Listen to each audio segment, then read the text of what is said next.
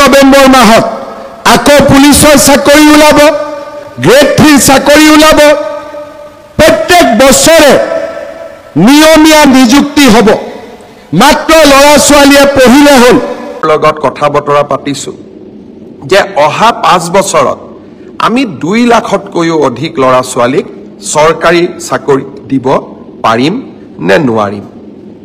অৰ্থাৎ মোৰ লক্ষ্য যে অসমৰ নিবনুৱা যুৱক যুৱতীয়ে কেতিয়াও আশাহত হ'ব নালাগে।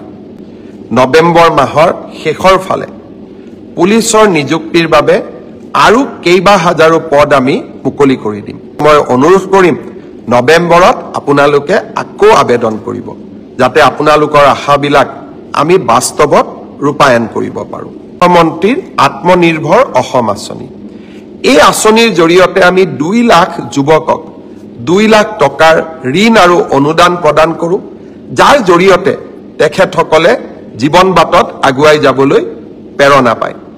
মই অত্যন্ত আনন্দিত যে এই বছৰৰ ৭৫,000 যুৱক যুৱতীৰ নিৰ্বাচনৰ প্ৰক্ৰিয়াটো সম্পূৰ্ণ হৈছে। অহা ডিচেম্বৰ মাহত আমি আপোনালোকক মাতি আনি 2 লাখ টকাৰ প্ৰথম কিস্তি 1 লাখ টকা প্ৰদান কৰিম। ইয়াৰ সমান্তৰালভাৱে যোৱাবাৰ আমি যি 25,000 যুৱক যুৱতীক 1 লাখ টকা দিছিলোঁ যোৱা বছৰত, তেওঁলোকে যদি এই 1 লাখ টকাটো ভালকৈ ব্যৱহাৰ কৰিছে, তেওঁলোকক দ্বিতীয় কিস্তিৰ 1 লাখ টকা দিবলৈও মই আপোনালোকক গুৱাহাটীলৈ আমন্ত্ৰণ জনাম। অৰ্থাৎ ৭৫,000 আৰু 25,000 1 লাখ ল'ৰা ছোৱালীয়ে আত্মসংস্থাপনৰ সুযোগ পাব। লগে লগে আৰু 1 লাখ যুৱক যুৱতীক এই আঁচনিত আনিবৰ কাৰণে আমি নতুনকৈ বিজ্ঞাপনো দিয়া আৰম্ভ কৰিম।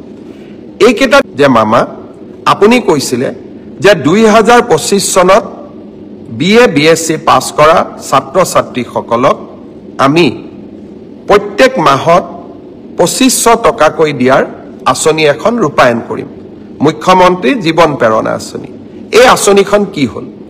অহা 1 নৱেম্বৰত ইয়াৰ আবেদনৰ পৰ্টেলটো আমি মুকলি কৰি দিম। আপোনালোকে আবেদন কৰিব পাৰিব। অৰ্থাৎ যিমান আমি প্ৰতিশ্ৰুতি 2 দিন আগতে মই কৈছিলোঁ যে 1 নৱেম্বৰৰ পৰা অসমৰ ৰাইজক আমি দালি, চেনি আৰু নিমখ কম দামত দিয়া আৰম্ভ কৰিম। লগতে মই আই মাতৃসকলক কৈছিলোঁ যে আমি আপোনালোকক গেছৰ চিলিণ্ডাৰ কিনিলেও 250 টকা ৰাজ সাহায্য দিম। প্ৰায় 22 লাখ পৰিয়ালে, অৰুণোদয় পৰিয়ালে ইতিমধ্যে এই আঁচনিখনৰ বাবে আবেদন কৰিছে। লগতে মই কৈছিলোঁ যে অহা বছৰ যদি আমি নিৰ্বাচনত জিকো, চাউল বিনামূলীয়াকৈ পায়, দালি, নিমখ, চেনি অৰ্ধমূল্যত বা কম দামত পাব, আৰু আমি আপোনালোকক মিঠাতেলো দিম।